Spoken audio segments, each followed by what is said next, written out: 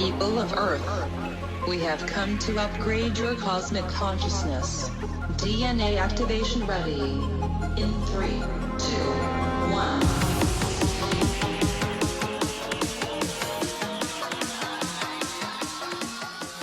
1. Welcome to another episode of Q&A on Breakthrough Leadership. I'm Craig Anderson. And I am Lou Quinto. Lou, we are going to do something different today from any other interview we've done. Are you ready for this? Yeah, you've given me a little bit of a preview, but unlike other episodes where I've had a hand in it, and I let you take this one. So tell me what we're doing. You didn't read all the, I wrote you like. Oh, I did kind of read, but yeah. Just kidding.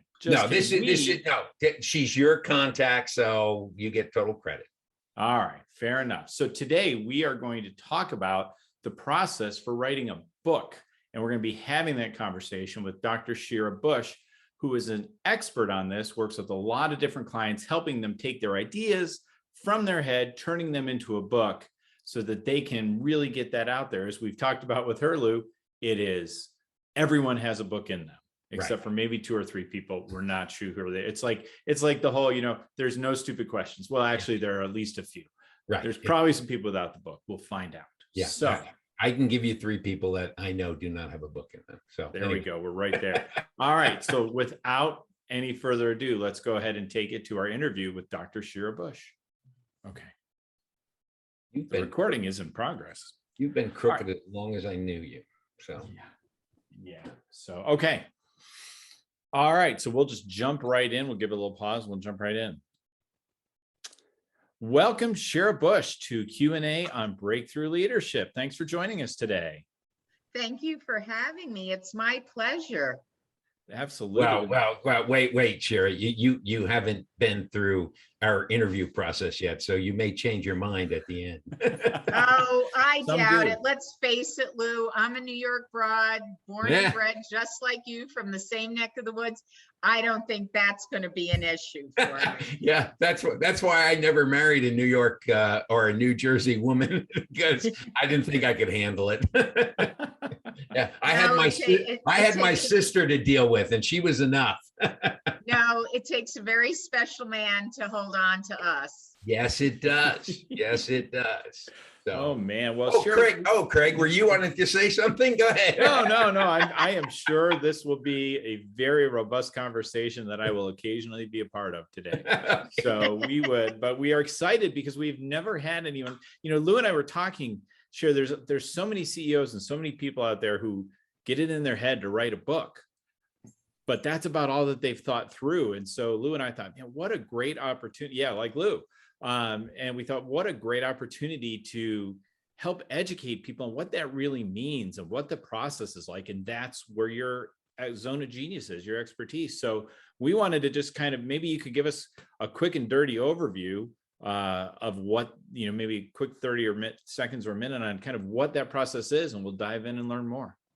I'm known as a fairy godmother and dream maker, but I don't think I can describe the entire book process in 30 seconds. I thought you were from New York. I am, and Lou's up next on my hit parade for a book. So all kidding aside, coming up with the idea is great. So when you do have the idea for a book, you really have to have a process in place and a team, whether it's one person or several. You need to have somebody that can collaborate with you and edit for you, that makes sure your voice is being heard. You need to make sure your publishing is being done right and effectively, so you're reaching as many outlets with your book, whether it's a print on demand version or an ebook. Also, the marketing is critical, becoming an Amazon bestseller if that's your choice, as well, of course, as building a program on the back end. A one-on-one or group online or in-person coaching program is truly where the money is. In today's world, it's not about just selling books. That's nice. Honestly, the revenue is not there like if it was the old days. However, it's in those programs that you really make the money. Right. Yeah. Yeah, definitely. Because, the days of In Cold Blood by Truman Capote, that he could live the rest of his life on one book, and also To Kill a Mockingbird. I mean, if you think about it, those days are long gone. Yeah, they're long gone. And the way the marketing was done and how everything's done, self-publishing is fine for some people, but it's one thing I have to really, really address and let people know. You know what? I look at it this way. You're an expert in what you do. Craig's an expert in what he does. Why should he take away part of his life in terms of trying to do a layout and a cover for a book and all these things that he's not used to, being chained to a computer throughout the weekend while your family's out having a blast going, I thought we had a father. I thought I had a husband, and you vanish for a year, year and a half, 2 years. Right. When that is no longer the case, when you can delegate it all out and all you're putting in is maybe an hour or two a week at the most to look at what, let's say, someone like myself who has edited the work and work with you to get it to the next level. Okay. All right. So let's take it from the beginning. I have, as they say, a lot of people have a book in them. All right. Everybody has a book. Okay. All right. I was thinking of some people where I know they do not have a book in there. All right. There may be a few, but yeah, there let's may not hurt their feelings, Lou. I mean, we're New Yorkers, but let's not hurt their feelings. Yeah. In all due respect, not everybody has a book in them. So anyway, let me go back. All right, everyone's got a book in them, and we've been told, as you just said, you can go through some sort of ritual where every day you wake up and you pick a time and you write 1,200 words, and then you do that until you have enough copy. And then there's that old adage: write for the garbage pail. Don't edit while you write. Just get it out, get it on paper, and then we'll go back and we'll fix it later on.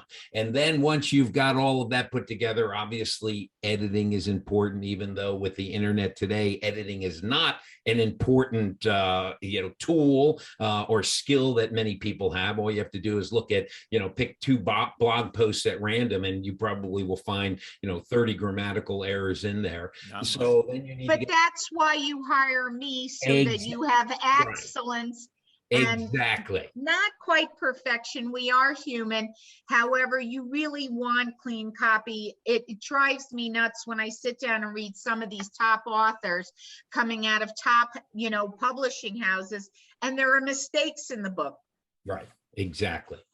So where do you start working with people? Do you start with, I have a concept, Shira, and this is my concept? And then, because as you said, 90 days and I never write a word.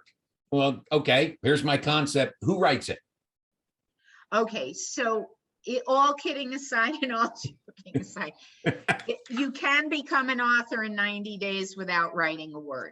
Okay. But let's address your question and I'll lead into that after. Okay. So it's quite simple. When somebody has an idea to do a book, one of the struggles that most people have is organizing their thoughts, separate of sitting down and scheduling the, 5 o'clock in the morning. Yet again, they're inconveniencing their life to make this happen. Right. They don't all necessarily know how to organize their thoughts, so they're being able to get to the point of what they want. So I start with people. First of all, let me just say this to your audience. I meet you wherever you're at, whether you have a concept or you have a book already written that just needs to be published, or it's even been published and you want to move on from there. We'll meet you wherever you're at. But let's start with the concept. Once somebody comes up with a concept, you then need to figure out what's the purpose of the book, what's the intention, where do you want to go with it? What is it that you want your audience to walk away from? What do you want your readers to gain knowledge of? So there's a lot involved in just that little nugget called a concept. And I take you through an entire process, all speaking. None of this has to be written at that moment.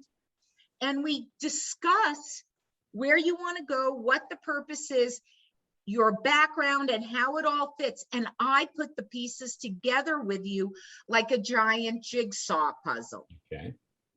We build what I call the skeleton, which could eventually also be known as the table of contents, but I'll also offer you this, that shifts, because as you're writing the book, it's evolving. It becomes a very dynamic piece of work. So something you could have originally put at the end now goes to the beginning, and we move things around so that it makes sense. Right. And here's what happens. There's a huge, huge transformation that occurs, Lou.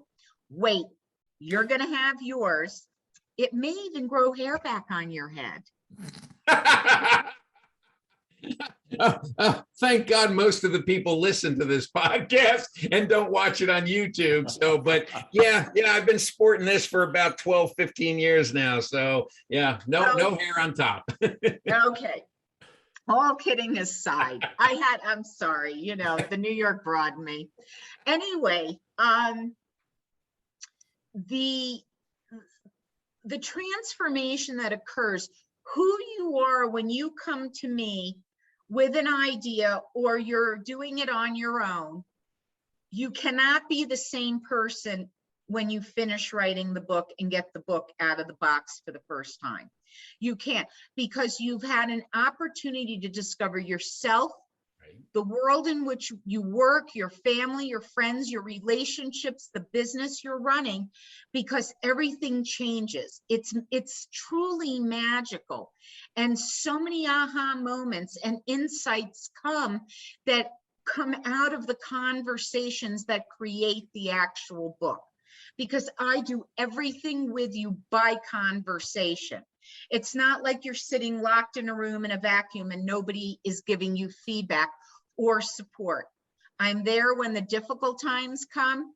I can't tell you how many times I start working with an author and things happen in life because life keeps lifing. It just does. We can't let me write that down. I like that. Life keeps lifing. Okay, yeah. That's a new one. That's a new one. Okay. So Shira, when we're going through this, right? So I know everyone's different, but how big of a challenge is this for people? Because we all think, oh yeah, I have this book and it's going to have these things, but how do you kind of elicit out of people the details? Is it anecdotes? Is it stories? Is it theory? How do you get me from my 10 chapter table of contents that's in my head for my book? I'm one of those. I'm not that person without a book, Lou. So then where do you take it? Like, how do I expand? How do you pull those thoughts out so that it becomes, the next, whatever you want to call it, major novel? That's my secret powers. Well, all right. Next question. No, all kidding aside, what it has to do with is there's a big piece of me, as much as I'm a businesswoman, I do this for a living. We all have to work. We all have to make money to survive. However, there's a big, huge intuitive piece that I have so that I'm able to hear what you're saying, where you want to go and what you want to accomplish, and guide you through literally interview questions. Just like you guys are guiding this interview, I guide you through that process. No two authors' books look alike. Everything I do is so highly individualized and customized and personalized.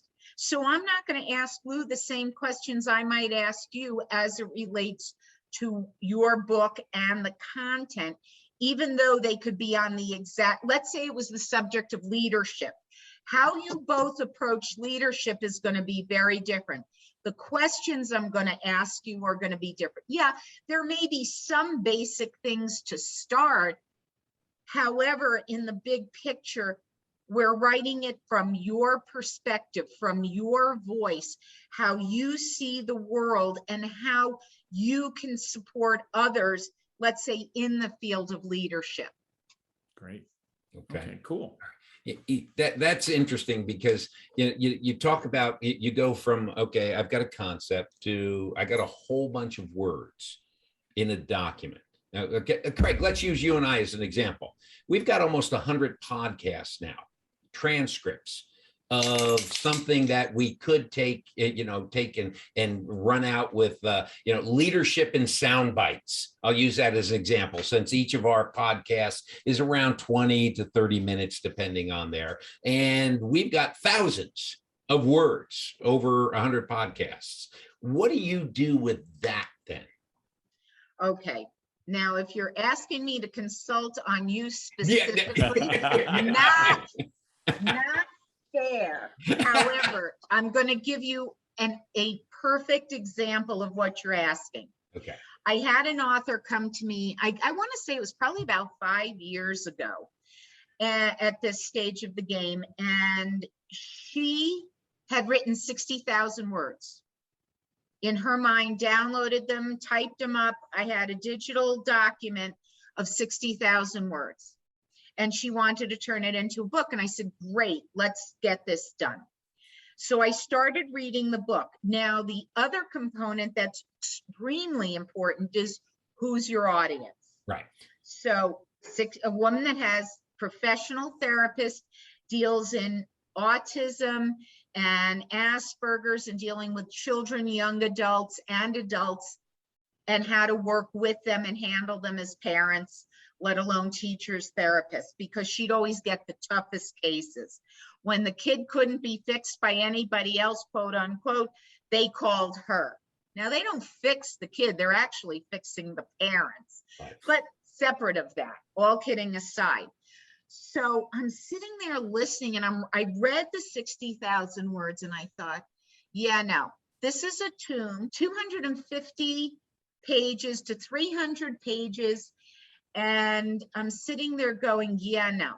So think about this. You've got a parent that's overwhelmed, working full-time or 2 jobs, single or co-parenting, and they now have to deal with a special needs child, okay? And they buy the book, they open the book, we're lucky they read 1 paragraph, and they're sound asleep. Right. The book will never be cracked open again. It'll be perfect as a doorstop, and that's it, but it does no good. So here's what I did. I said, here's what we're going to do. We're going to take the book, the 60,000 words, the 200 to 300 pages, and we're going to put it into bite-sized sound bites. So what we ended up doing was creating a mini book, okay? So as you can see, this book is not much bigger than my head. Oh, yeah. Okay. It's just about 100 pages. Right. It's got a lot of white space. Right. Big font. It's actually done in a 14 font so that parents don't even need their reading glasses in case they forgot them. We did a series of 3 books in the course of about a year. Okay.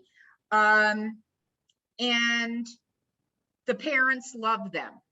She thought my idea was absolutely outrageous to do it as a mini book that could fit in a knapsack, a coat jacket pocket, a purse, whatever.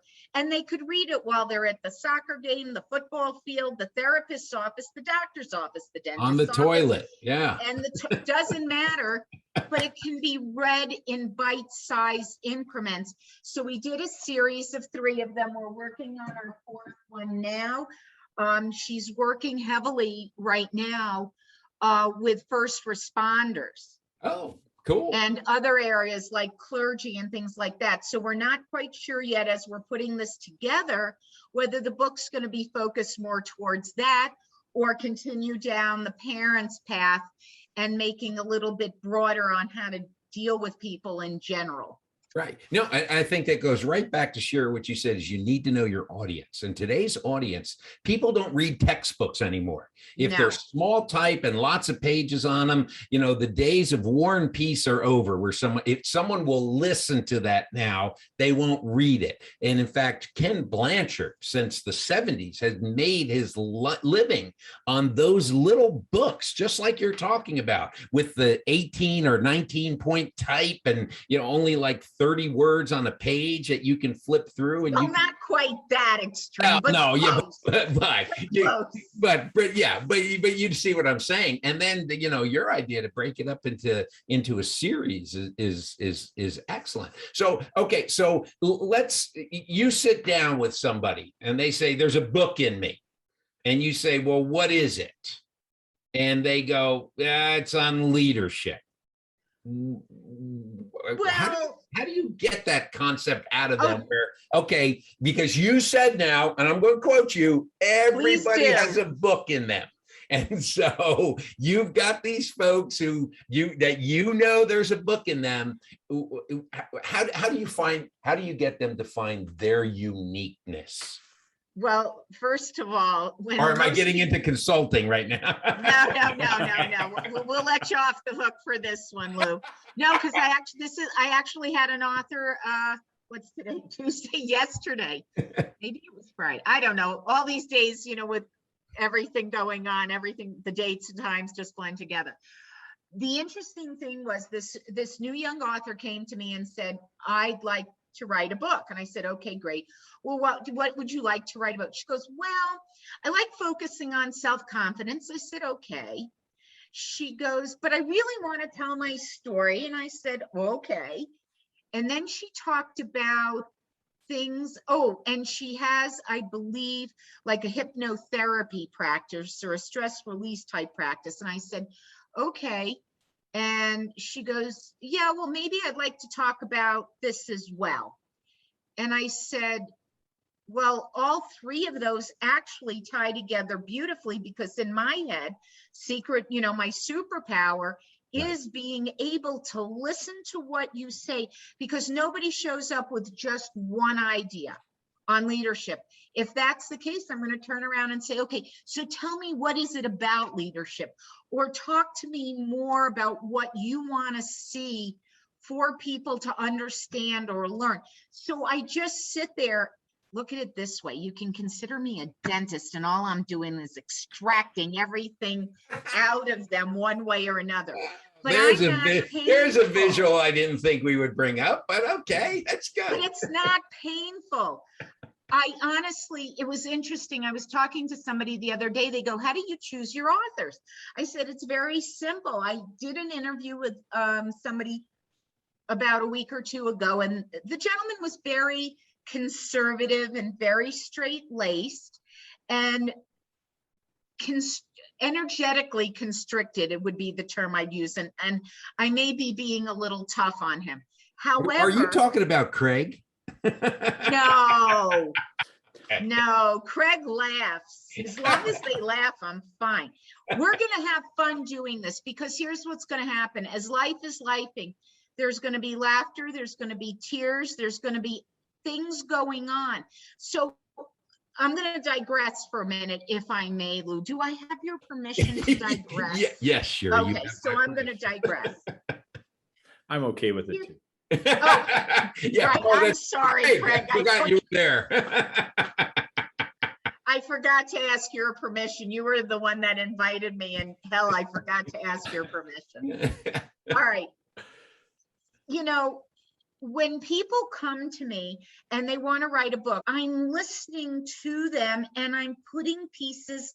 I loved jigsaw puzzles as a kid. And in a way, that's how this all starts, is a jigsaw puzzle. Tell me what you want. Tell me what you want it to look like. Talk to me about the topics that are important to you. Maybe who was your initial leader? I'm giving you a freebie here. I'm throwing you a bone, Lou. You know, who did you look up to? Why is leadership so important? What's the message and legacy you want to leave by having this book? And that's a lot of what I do, but I do it my way back to the client.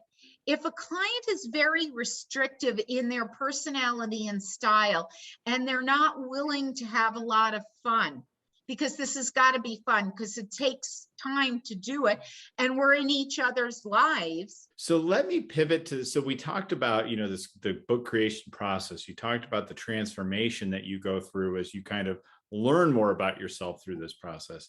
But I'm also intrigued by what you said about, you know, the money's not in the book. The money is the programs you create on the back end.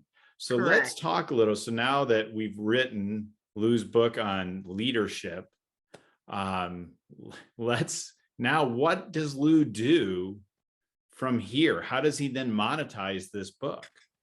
Okay, so we get it published. Yay. Now, yay.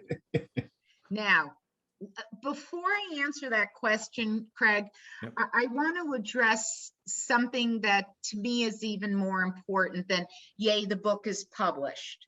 Okay.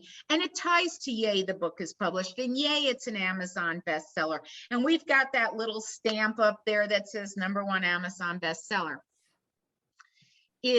Remember I mentioned from concept to publish to the programs, and there's a huge transformation. Well, you know, one of the things that has me get up every morning to do this job, and I don't see it as a job, I really see it as a calling and a mission and a vision, because I get to be the lucky one to be there when somebody's dream is realized, when they really have achieved it. And here's how I know. You ready? So you have instructions that when the box of books or boxes of books arrive on your doorstep, you have specific instructions to call me. You do not get to open them until I'm on the phone with you, because this is what I wait for. All kidding aside, is that now bear in mind, you've already approved the digital proof of the cover and the insides and all of that. But now the book's arrived and you slit that box open. And as the box open, it has a very unique smell.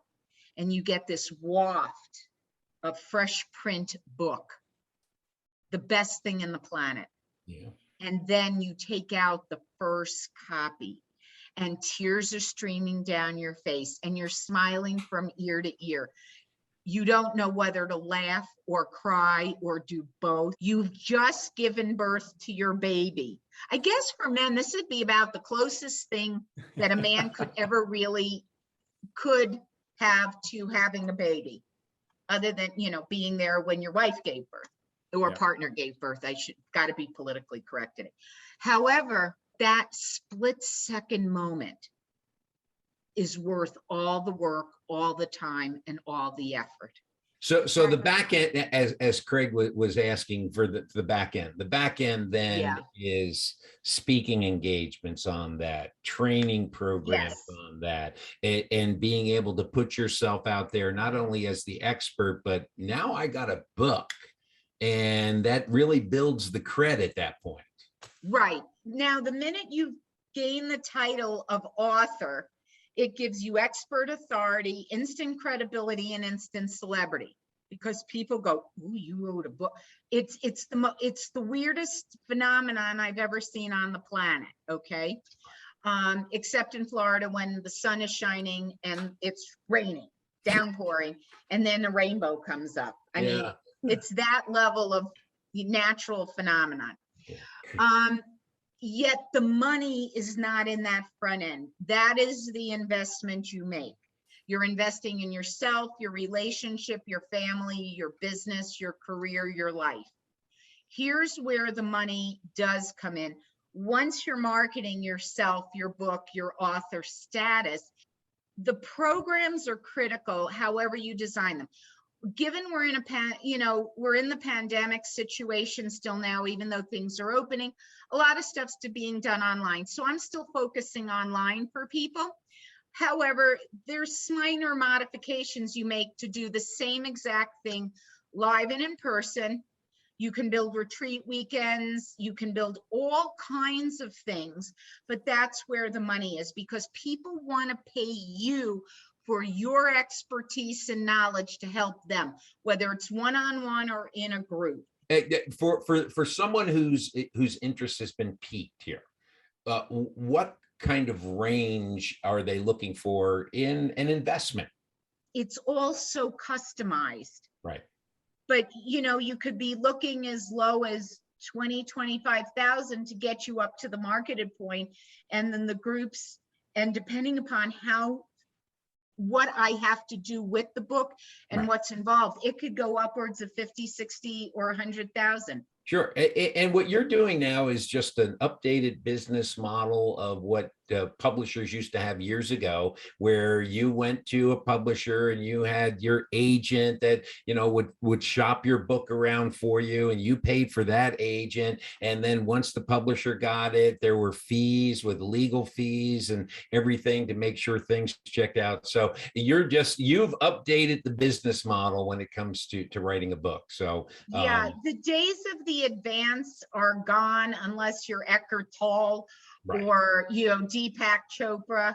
Well, Craig, why don't we take it and let's start. We'll give Shira a chance to think about it. Let's bring it into key takeaways on our conversation today with Dr. Shira Bush. All right. Well, key takeaway 1: don't get trapped between two people from New York on a conversation. Yeah. What did you say? About 15 words the entire time? Maybe 20. 2. But I made him laugh the whole time. If you were watching, he was laughing. There you go. 2, I think it's just this idea, this process to go through and how helpful it can be. I think a lot of us think, oh, I've got to sit down and write a book. And as you were saying, Lou, right, I've got to get my writing shed, and I've got to do, and it basically takes over some chunk of my life where I used to have fun. So right. I think that was really my key takeaway, to see that there's a possibility to get my ideas out there that's not going to take over my life. How about you, Lou? My key takeaway is it goes back to what I said earlier. Sure, you've done a great job in taking an old business model and bringing it into, the 2020s, where this is the way that things are now. As you said, the advances aren't there, the Grishams and everybody there. It's not, you sign a contract and I'm going to promise you 6 books in the next 5 years, something like that. It's, you're writing about something that you know about, and it's got to have your personality to it. And I really respect the business model that you've created. That's my key takeaway. And Dr. Shira Bush, what's your key takeaway today? Lou.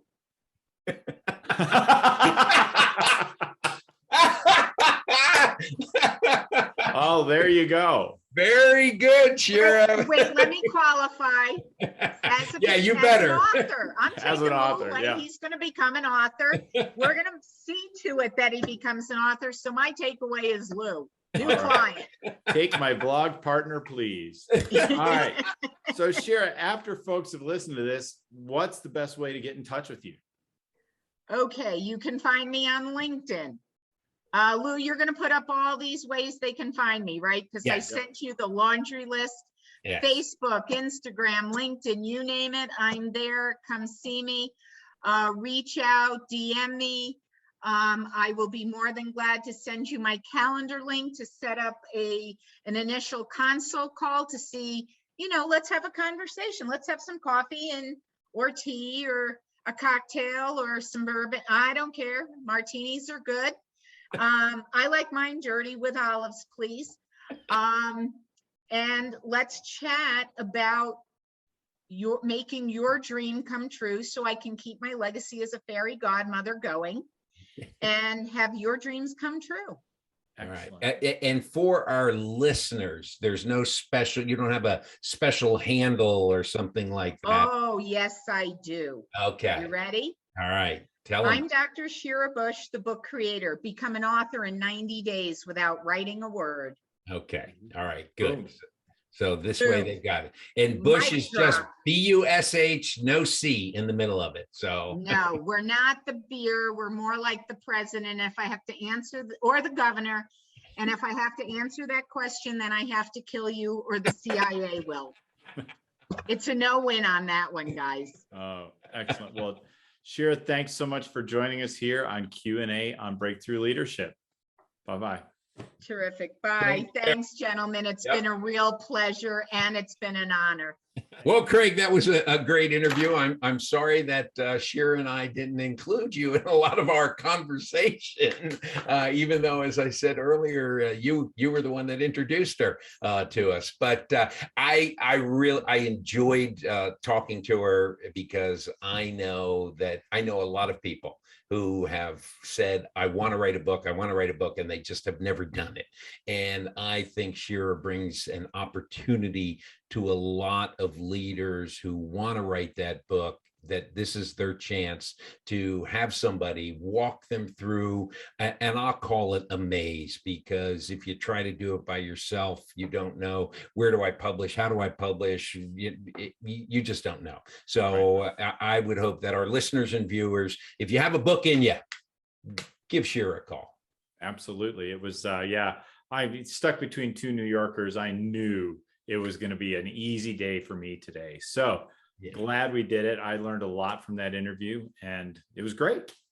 Yeah, it was. So if you've enjoyed this episode of Q&A on Breakthrough Leadership with Dr. Shira Bush on how to write a book, then please like, share, subscribe, leave us a comment in the comment section, and also give us a rating. You can also find Q&A on Breakthrough Leadership on all of your major podcast platforms. So until next time, keep your hands washed, keep your distance, wear a mask, get a vaccine. I'm Lou Quinto. And I'm Craig Anderson.